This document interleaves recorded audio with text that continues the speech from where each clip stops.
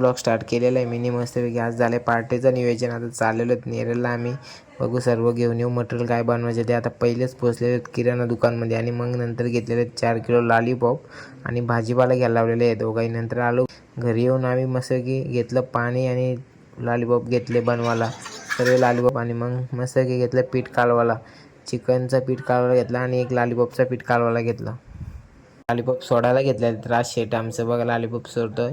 काम चालू आहे लॉलीपॉपचं. आणि मग मस्त की ते झालं लॉलीपॉप फ्राय करून का मस्त की बसलं. आता सलाड कापायला ईशा बसलेला आहे.